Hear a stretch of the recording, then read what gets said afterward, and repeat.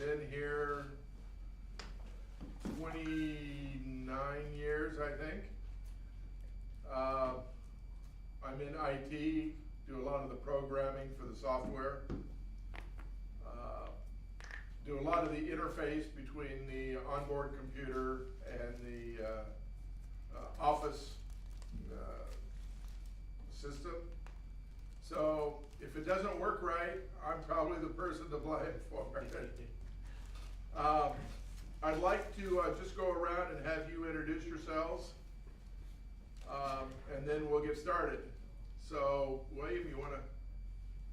William Sykes. I'm from Natchitoches, Louisiana. And do what are you RGN. going to be doing? RGN. RGN, Hey, Bob. okay.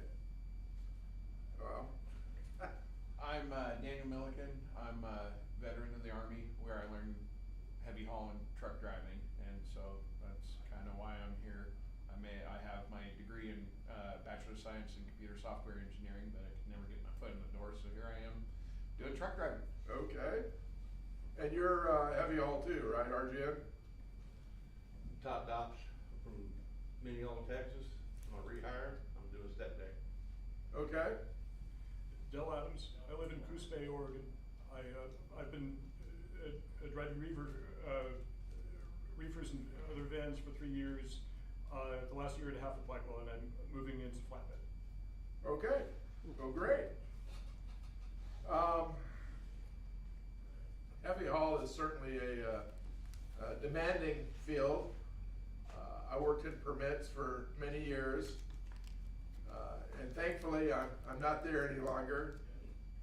The 5-axle guys, you know, you're pretty easy to get permits for, but those multi-axles, holy cow, they got some rules and lots of extra work. I thank God that Rosa works in the office with her ladies.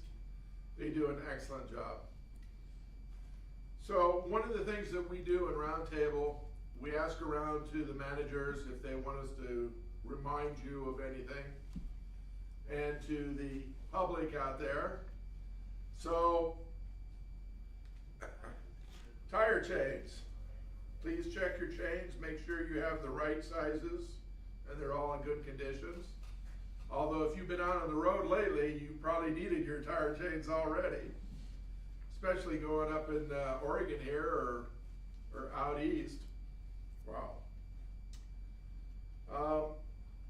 Something that is important, we have an open enrollment for our life insurance, and you can sign up without getting a medical up to $150,000, I think, without getting medical, or over that up to $500,000 with a medical thing. But the open enrollment is only good until the 15th of January.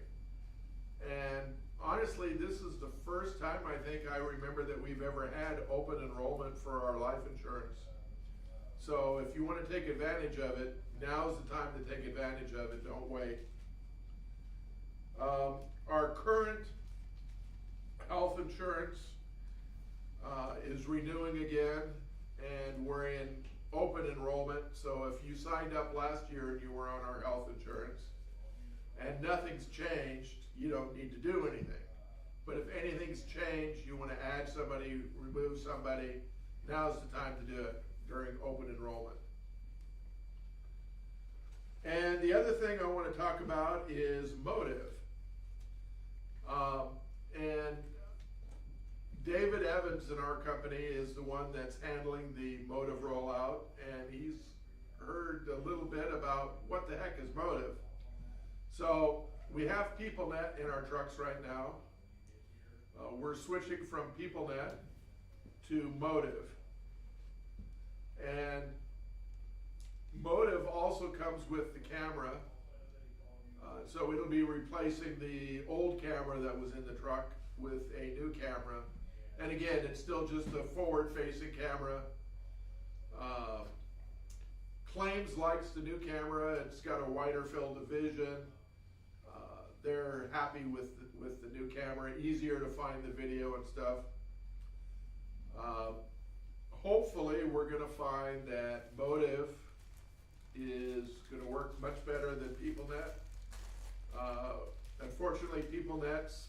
pretty old. We've had it for 5 or 10 years. I'm not sure how long it's been, but we have a lot of old equipment and it's breaking a lot and causing drivers aggravation, having to switch to paper logs and then trying to get you fixed, and world of hurt. So we're switching to Motive. We've got almost 200 trucks installed with Motive already. And starting Monday, we're going to start switching a limited number of drivers over to doing the ELDs on Motive and dropping PeopleNet completely for those drivers. And eventually we're gonna get everybody done, and hopefully we're gonna get it done before March 1st. Now, one of the things on Motive is you will be using your phone to run the Motive app. So however big or small your phone is, that's how big your app's gonna be.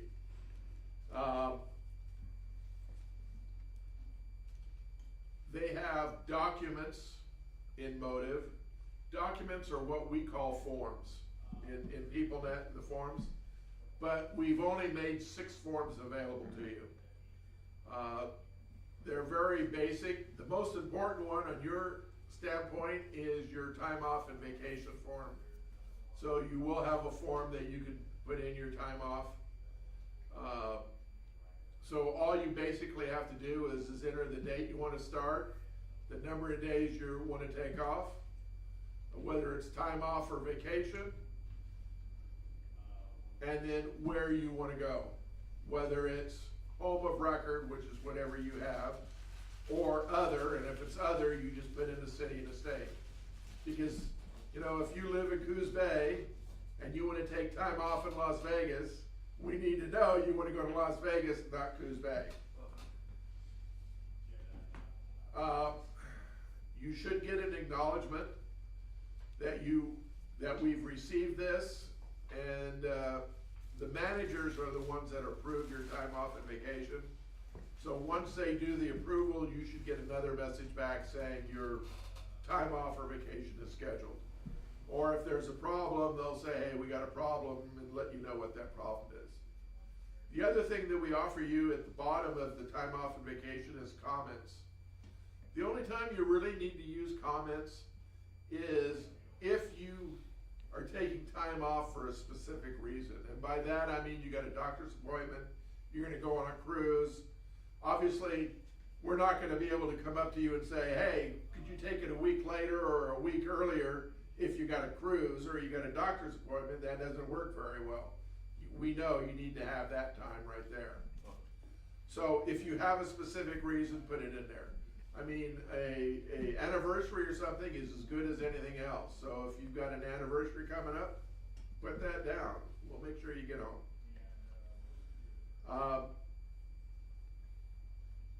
The dispatches, I don't know if you've seen the dispatches yet, but the email dispatches are gonna be exactly no change at all. You're still gonna get your email dispatch all the time.